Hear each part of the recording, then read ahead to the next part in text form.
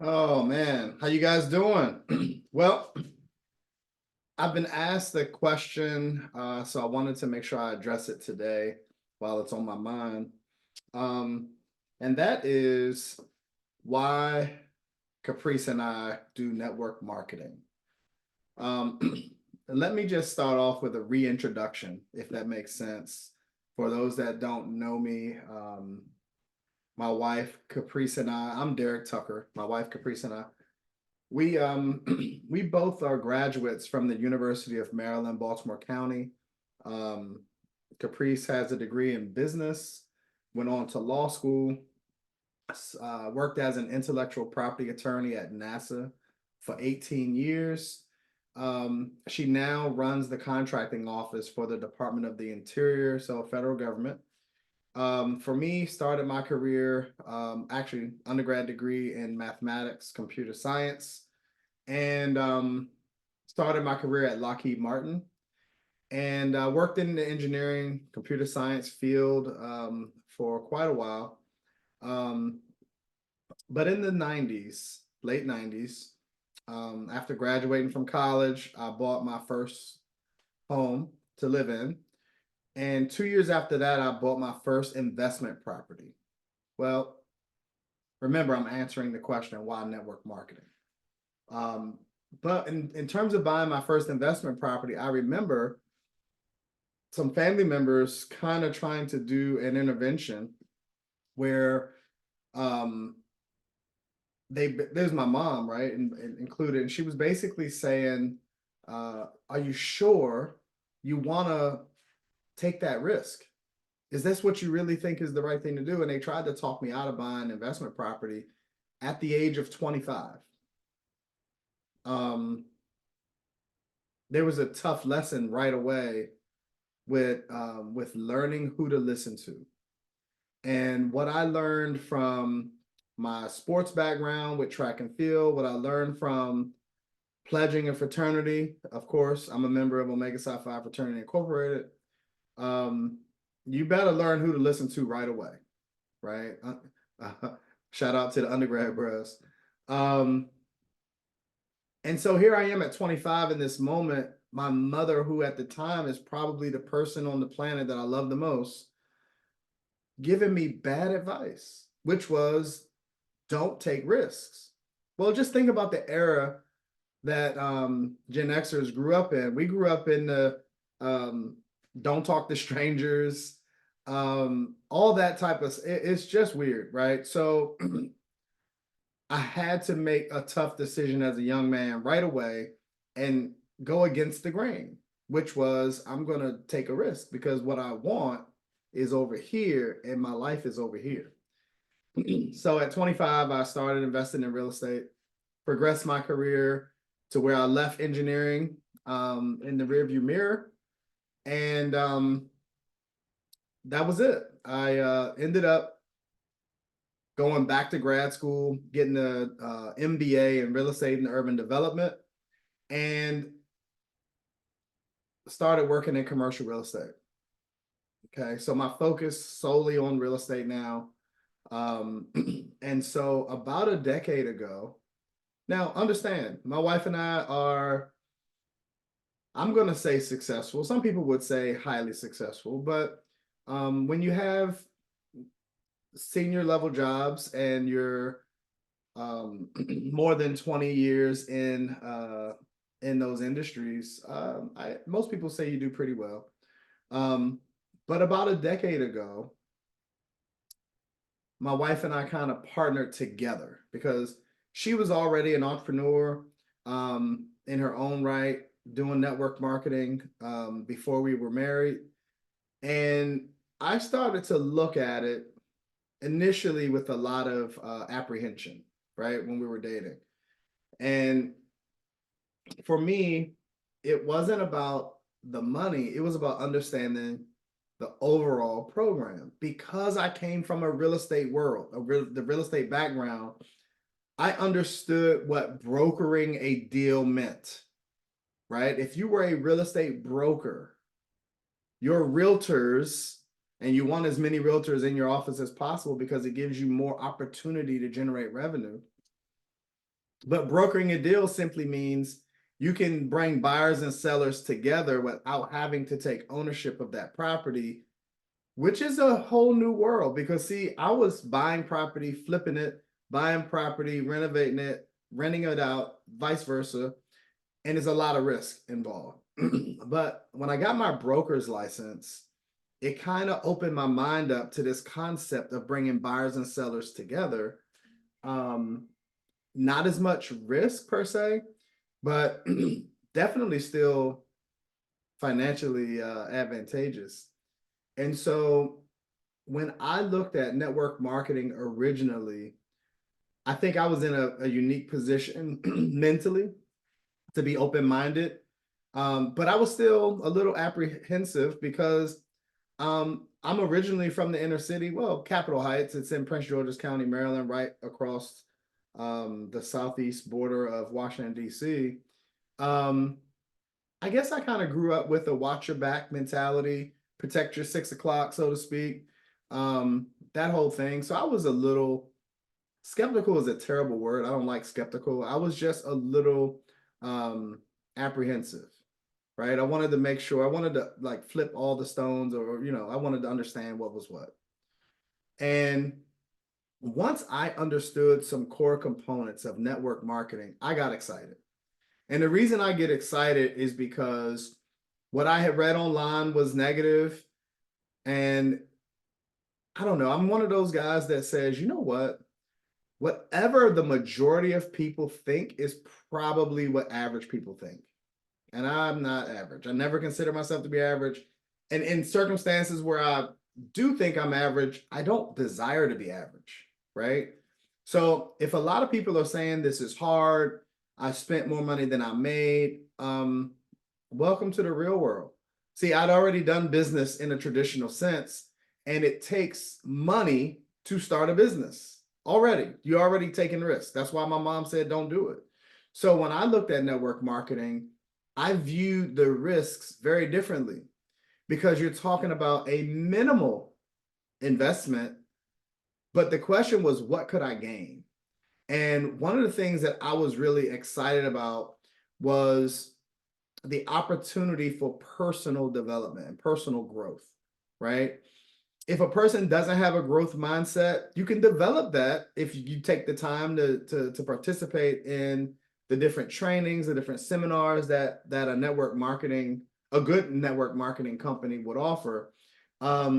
Because that's how you kind of change or get rid of stinking thinking.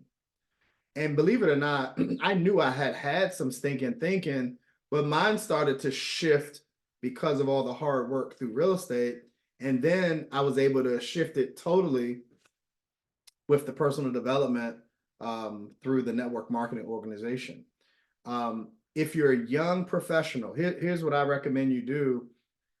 Make your own decision for yourself. Do your own research. For instance, if you jump on YouTube right now, I don't know, there are tons of things that you can listen to that may or may not be accurate, right? Because this is the untethered internet today. That's one of the reasons why your professors won't allow you to use Wikipedia as a source. Anybody can put out anything they want. Here's what I would advise a smart person to do.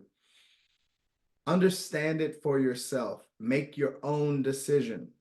You want to do something, talk to somebody that's done it successfully. All right. I teach through examples. I remember being in high school, and I played football. I played football and basketball, but I wasn't on the track team yet. So I was dared by some close friends of mine that I wouldn't make it through a track practice. So here I am. I find myself on the track team based on a dare.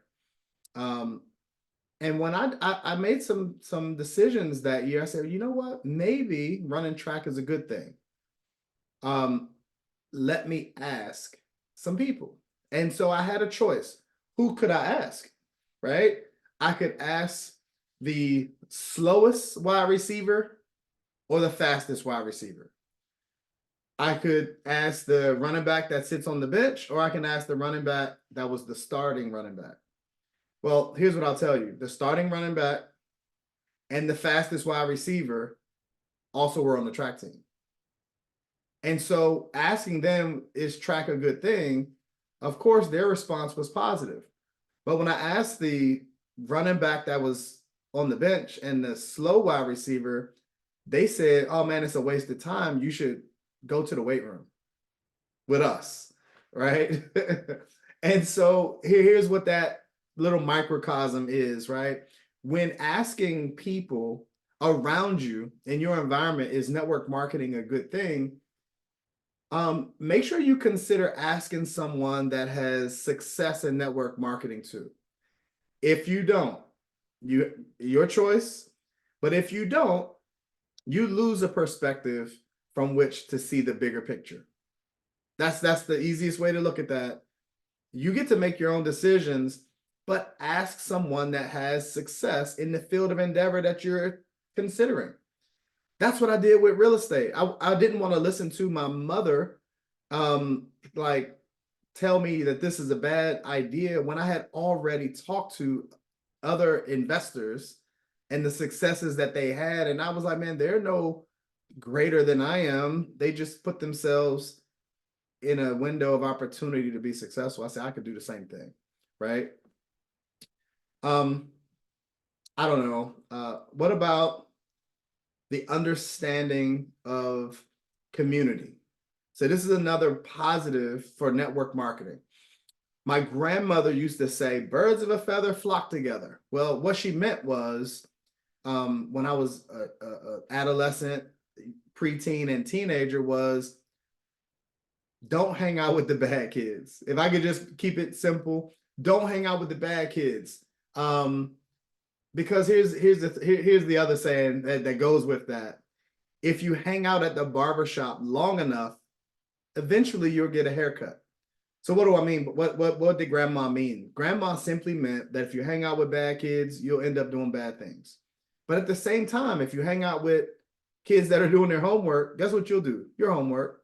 If you're hanging out with kids that are respectful to their parents, you'll be respectful to your parents.